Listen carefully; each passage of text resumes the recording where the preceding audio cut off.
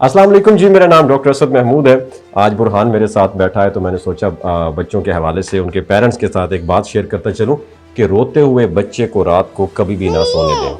ایک چھوٹے سے گھر میں نا جب رات خاموش ہو جاتی ہے تو صرف ایک آواز باقی بچتی ہے، وہ ہے بچے کے رونے کی آواز، اور یہی وہ لمحہ ہوتا ہے جہاں ایک ماں کی پوری زندگی بدل جاتی ہے۔ وہ جانتی ہے کہ یہ صرف آواز نہیں ہے بلکہ ایک ضرورت ہے، ایک احساس ہے، ایک چھوٹی سی جان کا اپنے سکون کی تلاش میں پکارنے کا ایک احساس ہے۔ اب یہ دیکھو، مجھے ویڈیو نہیں بنانے دینا۔ اچھا، کچھ پرانی روایات میں یہ بات بیان کی جاتی ہے کہ عرب معاشرے میں مائیں اپنے بچوں کو روتا ہوا سونے نہیں دیتی تھیں۔ ان کا ماننا تھا کہ اگر بچہ زیادہ دیر تک روتا رہے تو ان کے اندر بے چینی اور خوف کا احساس بڑھ جاتا ہے، اس لیے فوراً اسے گود میں لے کر تسلی دیتی، اسے دھیما کرتی تھیں، اور پھر جب بچہ خود کو محفوظ محسوس کرتا تو سکون سے سو جاتا تھا۔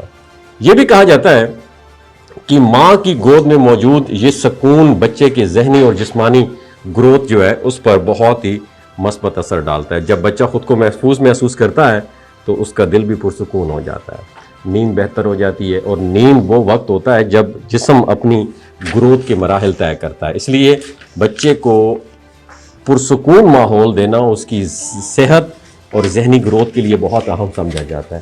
اگر ہم اس بات کو جدید سائنٹیفک پوائنٹ آف ویو سے دیکھیں تو یہ واضح ہوتا ہے کہ بچہ رونے کے ذریعے اپنی ضرورت جو ہے نا ظاہر کرتا ہے۔ وہ بھوک، تکلیف یا صرف توجہ چاہتا ہے، اس لیے وہ روتا ہے۔ تو مسلسل رونے کی حالت میں اس کے جسم میں سٹریس ہارمونز بڑھ جاتے ہیں، جبکہ جب اسے وقت پر تسلی اور محبت ملتی ہے تو وہ خود کو بہت زیادہ محفوظ محسوس کرتا ہے۔ حالانکہ میں محفوظ محسوس فی الحال نہیں کر رہا ہوں، اور اس کا جو بچے کا اعصابی نظام ہوتا ہے وہ بہتر طریقے سے پرفارم کرتا ہے۔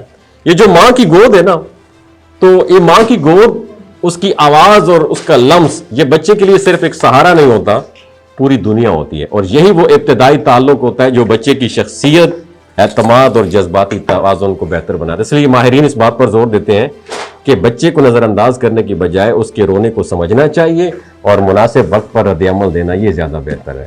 لیکن یہاں پر ایک بات بہت زیادہ ضروری ہے کہ ہر بچہ مختلف ہوتا ہے، ہر بچے کی ضرورت اور عادت الگ ہوتی ہے، اس لیے توازن بہت زیادہ ضروری ہے۔